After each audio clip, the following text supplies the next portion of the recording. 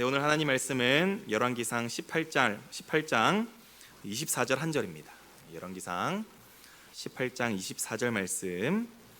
네, 우리 한 절이니까 다 같이 우리 합독하여 읽었으면 좋겠습니다. 열왕기상 18장 24절입니다. 다 같이 읽겠습니다. 시작. 너희는 너희 신의 이름을 부르라. 나는 여호와의 이름을 부르리니 이에 불로 응답하시는 신 그가 하나님이니라. 백성들이 다 대답하되 그 말이 옳도다 하니라. 아멘. 할렐루야. 네, 오늘도 금요 예배 자리에 나오신 우리 모든 성도님들을 환영하고 축복합니다. 오늘 이제 응답하시는 그가 하나님이라 라는 이런 말씀의 제목을 가지고 함께 은혜를 나누고자 합니다. 여러분들의 인생에서 가장 짜릿했던 순간은 언제이십니까? 저는 돌이켜보면 초등학생 때 경험을 했던 것 같습니다. 교회에서 진행되는 이 성경 OX 퀴즈에 제가 참여를 하였는데 한 6명 정도가 남은 그러한 상황이었습니다. 이제 문제가 나오고 답을 따라서 이동해야 하는 그러한 이 상황에서 공교롭게 저만 O로 가게 되었고 나머지 친구들은 다 X로 가게 되었던 것입니다. 제 생각에는 제가 이 문제를 분명히 공부했었던 내용이었고 제가 이 정답도 확실하다라고 생각을 했는데 나머지가 다 X로 가니까 갈등이 되는 거죠. 그리고 주변 친구들도 야 다수가 답이다, 따라가라, 빨리 옮겨라, 이거 이제 혼자 떨어지겠네 라고 하면서 저에게 온갖 조롱과 조언을 해대는데 정말로 옮기고 싶었던 마음이 너무나도 굴뚝 같았습니다. 그러나 그럼에도 불구하고 저는 그 자리를 굳건히 지키게 되었죠. 왜냐하면 분명히 저는 이것을 공부했던 것이라 생각했고 이것이 답이 맞다는 확신이 있었기 때문입니다. 이제 그렇게 답이 공개되었습니다. 정답이 무엇이었을까요? O였습니다. 저 혼자 정답이었고 나머지가 다 틀리는 그러한 결과를 마주했을 때 정말로 온몸에서 전율이 흐르더라고요. 저는 그때 깨달았습니다. 정말로 다수가 따른다고 반드시 정답은 아니구나. 정답을 향한 확신을 가질 때 우리가 정말로 진정한 기쁨과 승리를 경험할 수 있겠구나라는 것을 말입니다. 성도 여러분, 지금도 많은 사람들이 옳다고 여기며 따르는 이 성공이나 명예 혹은 물질은 성도들이 따라가야 할 정답이 아니라는 것입니다. 우리가 따라가야 할 정답은 오직 여호와 하나님 한 분뿐인 줄로 믿습니다. 그렇게 하나님을 우리가 정답으로 삼아서 우리가 좌우로 치우치지 않고 우리가 오직 그 한 길만을 우리가 걸어갔을 때에 살아계신 하나님께서 주시는 그 기쁨과 승리를 매일매일 경험하는 그러한 짜릿한 인생을 살아가게 될 줄로 믿습니다. 오늘 말씀을 통하여 정말 주님만 따르겠다 결단하는 시간이 나타나게 되기를 소원하며 또한 그리고 우리가 하나님 앞에 우리의 모든 소원과 간구를 간절히 기도함으로 모든 기도 제목들이 응답받아서 정말로 오늘이 가장 짜릿했던 순간이었음을 고백하는 이 귀한 금요 기도의 시간들이 되시기를 예수 그리스도 이름으로 축복합니다. 오늘 본문은 이 갈멜산에서 벌어진 이 영적 전투를 다루고 있는 부분인데요. 한쪽에는 이 바알과 아세라 선지자 850명이 서 있게 되었고요. 또 나머지 한쪽에는 하나님의 선지자 엘리야 한 명만이 지금 현재 대치 중에 있습니다. 850대 1. 이 엘리야는 이처럼 수적으로도 아주 열세한 상황인 것이죠.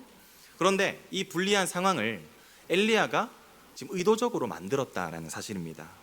본문 19절을 보시면 사람을 보내 온 이스라엘과 이세벨의 상에서 먹는 바알의 선지자 450명과 아세라의 선지자 400명을 갈멜산으로 모아 내게로 나오게 해주십시오 라고 엘리야가 먼저 요청했음을 우리가 볼 수 있습니다. 바알과 아세라의 선지자를 이처럼 한자리로 모으게 한 목적이 있었다라는 것인데요. 그것은 누가 진짜 하나님이심을 백성들에게 분명히 보여주기 위한 그 의도에 따라서 아합 왕에게 요청했던 것이었다는 사실이죠. 왜냐하면 당시 이스라엘은 정말 영적으로 심각한 깊은 암흑기에 빠져 있었기 때문입니다.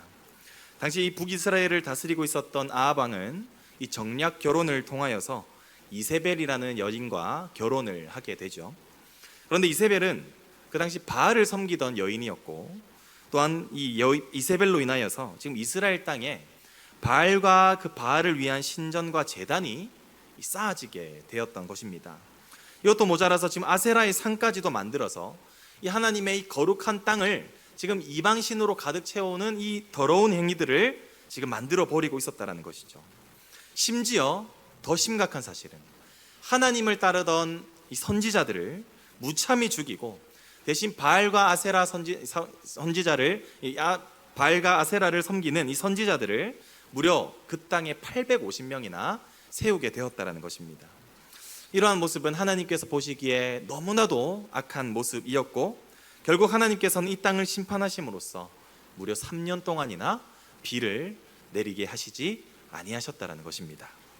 그렇게 이스라엘 땅에서는 모든 물이 말라가고 정말로 극심한 가뭄을 경험하게 되는 것이죠. 그런데 이 심판은 하나님의 아주 의도적인 심판이었다는 것입니다. 당시 왕과 백성들이 섬겼던 신은 바로 이 풍요와 폭풍우를 관장하던 바알이었습니다. 특히 비와 풍요는 이 농경 시대를 살아가고 있는 그 사회에서 그들에게 복을 가져다주는, 부를 가져다주는 아주 중요한 요소였기 때문에 그 당시에 바알을 최고의 신으로 믿고 섬겼다라는 사실입니다. 그런데 지금 상황이 어떻습니까? 무려 3년 동안 비가 내리고 있지 않습니다. 그렇기 때문에 그들이 믿고 있던 바알에게 간절히 빌었을 것입니다. 바알이여 비를 내려주소서, 바알이여 비를 내려주소서. 열심히 빌었을 것임에도 불구하고 비가 내리기는커녕 오히려 지속되는 가뭄으로 인하여서 지금 모든 농작물들이 말라 죽어가고 있는 이러한 심각한 상황에 놓이게 되었었던 것이죠. 이런 상황에서 바알은 백성들에 의해서 아마 도마 위에 올라가게 되었을 것입니다. 왜냐하면 농작물과 이 폭풍으로 관장하는 신에게 아무리 빌고 절하여도 비가 내려지지 않았기 때문이죠. 반대로 이 상황은 누가 진짜 하나님이신가를 교훈할 수 있는 절호의 기회가 되는 것입니다. 그리고 그때가 찼을 때에 하나님께서는 엘리야에게 아합을 찾아가라고 명령하셨고 또 그렇게 엘리야는 하나님의 명령에 순종함으로써 아합 왕에게 섰던 것입니다. 그리고 아까 읽었던 대로 이 선지자들을 이 갈멜산에 모아달라는 요청을 했던 것입니다. 그렇기 때문에 지금의 850대 1의 대치 상황이 벌어지게 된 것이죠. 그런데 우리가 성경을 한번 보시면 지금 너무나도 열세한 그러한 숫자적인 그런 열세한 상황 가운데에서도 지금 엘리야의 그 말에는 어떠한 걱정이나 두려움도 찾아볼 수 없다라는 것을 우리가 발견할 수 있습니다. 우리 21절 한번 보시면 엘리야가 모든 백성에게 가까이 나아가 이르되 너희가 어느 때까지 둘 사이에서 머뭇하려느냐 여호와가 만일 하나님이면 그를 따르고 바알이 만일 하나님이면 그를 따를지니라 하니 백성이 말 한마디도 대답하지 아니하는지라 라고 말씀하고 있죠. 지금 엘리야가 수적으로도 열세한 상황일 뿐만 아니라 지금 현재 하나님의 선지자들은 지금 죽임을 당할 위기에 처해 있어서 지금 숨어서 살아가고 있는 그러한 상황이었습니다. 그럼에도 불구하고 엘리야는 지금 담대하게 백성들 앞에서 오직 하나님만을 섬기라 라고 담대하게 선포하고 있다라는 것이죠. 과연 무엇이 엘리야를 이렇게 담대하게 만들었던 것일까요? 엘리야는 오직 하나님만이 살아계시며 유일한 하나님이심을 확신하고 있었기 때문이었다는 사실입니다. 이 세상을 창조하시고 모든 자연 만물을 주관하시며 생사화복의 주인이 되신 분은 오직 하나님 한 분뿐이라는 사실을 엘리야는 확신하고 있었다라는 사실이죠. 지금까지 엘리야는 하나님의 놀라운 역사를 경험해 왔었습니다. 숨어 있을 때에도 하나님께서는 까마귀를 통하여서 그에게 먹을 것을 공급해 주었고요. 또한 사르밧 과부의 집에 기름과 가루가 끊임없이 공급되는 이 기적을 엘리야는 경험했으며 더 나아가 사르밧 과부의 아들이 죽었을 때도 하나님께서 그 아들을 다시 살리시는 놀라운 역사를 이 엘리야는 경험했던 것입니다. 바로 이러한 경험과 이러한 확신이 바로 엘리야가 어떤 상황에서도 두렵지 않고 하나님만을 섬기는 자리로 나아올 수 있었다는 사실입니다. 우리 사랑하는 성도 여러분, 만일 우리에게도 이러한 확신이 있다면 우리 역시나 이 세상을 살아가면서도 담대하게 하나님 편에서 살아가며 하나님만을 섬기며 살아갈 수 있을 줄을 믿습니다. 현재 대한민국 기독교 인구 비율은 20%에 그칩니다. 그러니까 10명 중에 8명은 하나님을 믿지 않는다는 비율이 나타나게 되는 것이죠. 이러한 비율은 당시 갈멜산의 상황과 크게 다르지 않는다라는 것입니다. 그런 다수인 세상은 소수인 우리들을 향해서 물질과 명예나 성공이 바로 성공이라는 현대판 우상들을 섬기라고 계속해서 부추기고 있다는 사실이죠.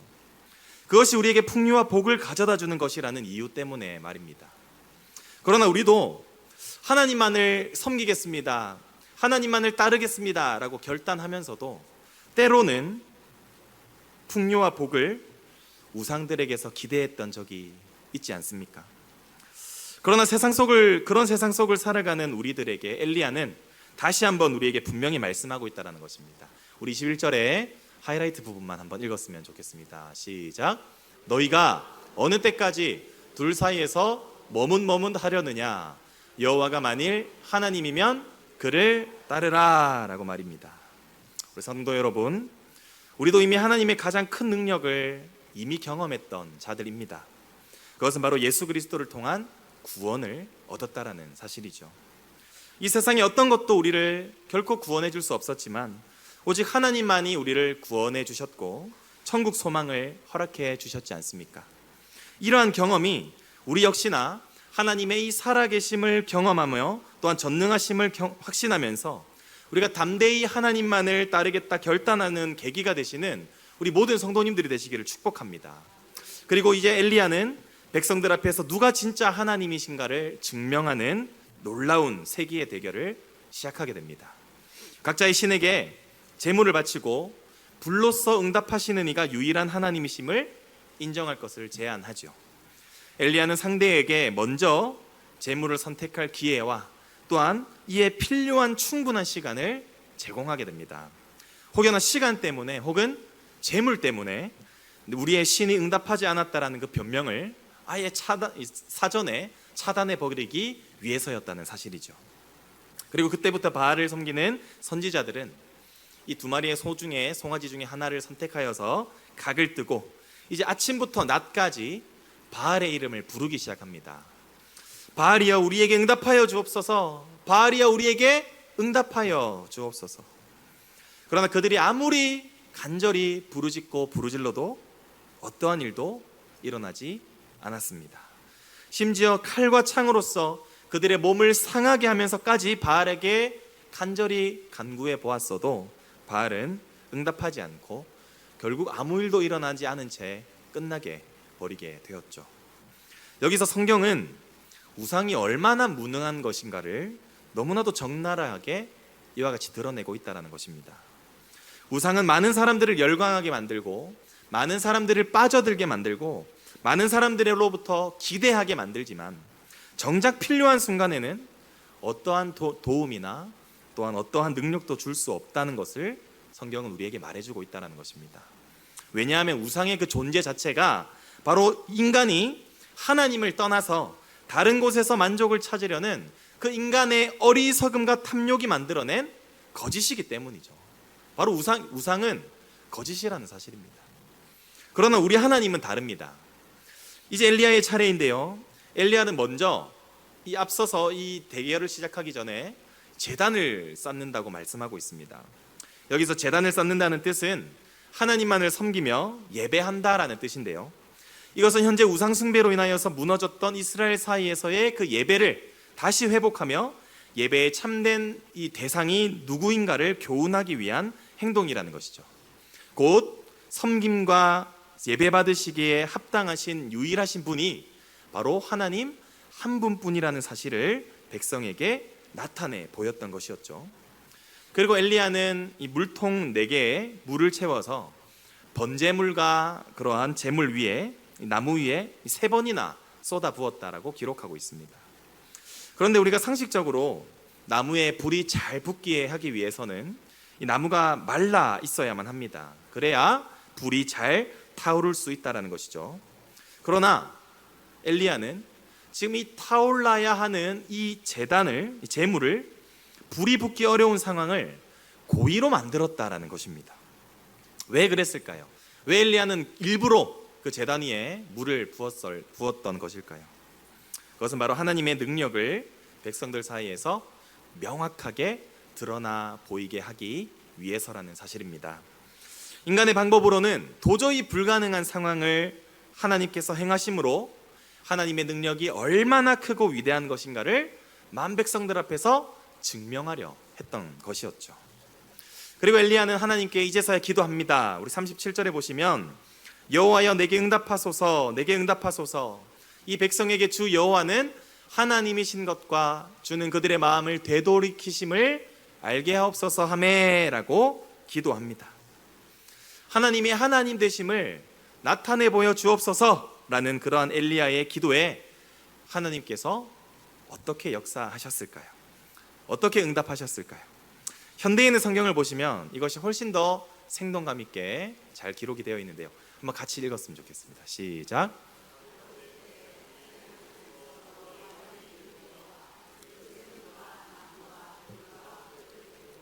도랑의 물을 핥아 버렸습니다. 아멘. 엘리야의 기도가 끝나던 그 즉시로 순식간에 하늘에서 불이 내려와서 현재 물에 완전히 젖어버린 그 재물과 나무를 하나님께서 활활 태워 버리셨던 것입니다. 바알은 침묵했지만 하나님께서는 즉시로 응답하셨고, 사람은 할 수 없는 일이었지만 하나님께서 능히 가능하게 하셨다라는 사실입니다. 이제 그곳에 모인 모든 사람들은 하나님이 누구인가를 분명하게 알게 되었습니다. 그리고 그들은 이렇게 고백하게 되죠. 우리의 고백이라 생각하고 함께 읽겠습니다. 39절입니다. 모든 백성이 보고 엎드려 말하되 여호와 그는 하나님이시로다, 여호와 그는 하나님이시로다 하니. 아멘. 그렇습니다. 진정한 신은 오직 전지전능하신 여호와 하나님뿐이시며 오직 하나님만이 우리의 기도에 즉시로 응답하시는 하나님이심을 그들이 고백하고 있다는 사실입니다.